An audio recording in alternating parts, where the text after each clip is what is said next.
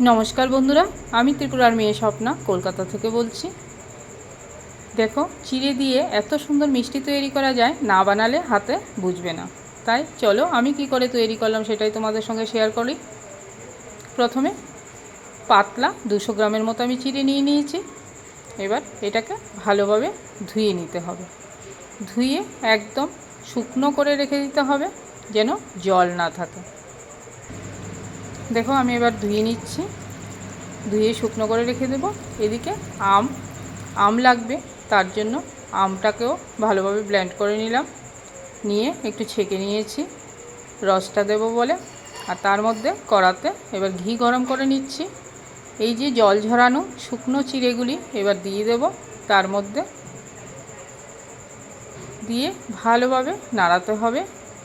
ঘিটা গরম হয়ে আসলেই আমি এবার চিড়েগুলিকে দিয়ে দেব। এত সুন্দর সুস্বাদু একটা মিষ্টি তৈরি হবে, তৈরি করার পরেই দেখতে হবে। ফুল ভিডিওটা অবশ্যই আশা করব দেখবে, না হলে বুঝতে পারবে না আমি কি করে তৈরি করেছি। অনেক দিন ধরে ইচ্ছে করছিল এই মিষ্টিটা তৈরি করার, তাই চলেই আসলাম বানাতে। এবার এটাকে ভালোভাবে নাড়াচাড়া করে নিতে হবে। তার মধ্যে কি কি অ্যাড করছি সেটাও দেখে নাও বন্ধুরা। তার মধ্যে চিনি দিয়ে দিলাম 100 গ্রামের মতো, দিয়ে আবারও ভালোভাবে নাড়াতে হবে।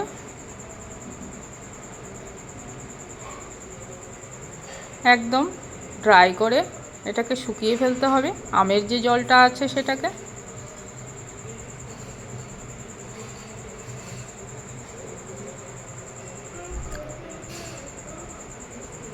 তার মধ্যে আরও কি অ্যাড করতে হবে দেখো,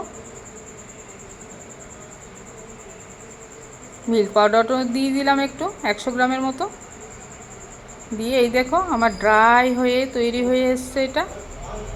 এবার এটাকে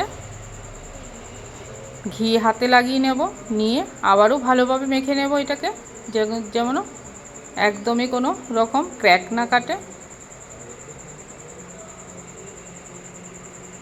তারপর হাতে গোল গোল করে শেপ দিয়ে নেব। এটাকে থালার মধ্যে রেখে তুমি বরফি আকারেও কেটে এটাকে দিতে পারো, আবার গোল আকারে শেপও দিতে পারো হাতে। এটা তোমার ইচ্ছে অনুযায়ী করবে। আমার মাখা কমপ্লিট। এবার গোল গোল করে পাকিয়ে এক একটা করে বানিয়ে নেব বল আকারে। এখন আমের সময় বন্ধুরা, নানা রকম রেসিপি তৈরি করতে ইচ্ছে করে, তবে যাদের ঘরে সুগার নেই তারা একটু বেশিই বানাতে পারে।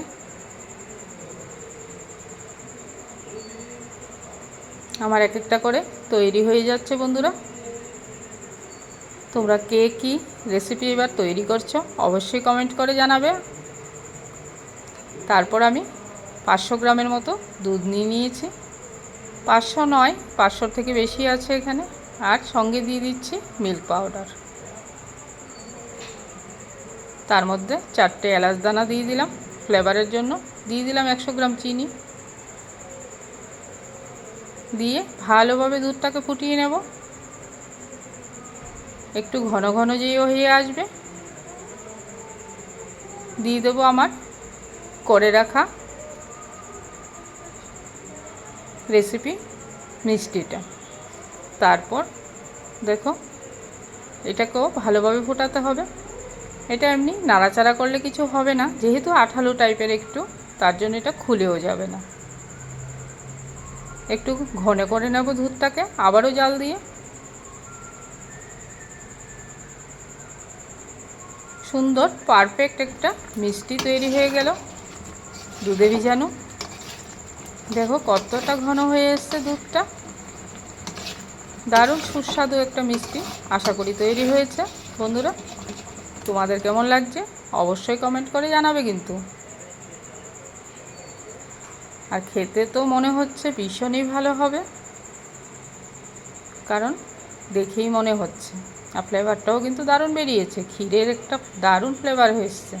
আর সঙ্গে যেহেতু আম রয়েছে তার জন্য একটা মিক্সড হয়ে সুন্দর গন্ধ বেরিয়েছে। আর অবশ্যই লাইক শেয়ার করতে একদম ভুলবে না বন্ধুরা। সকলকে অনেক ধন্যবাদ এই ভিডিওটা ফুল দেখার জন্য।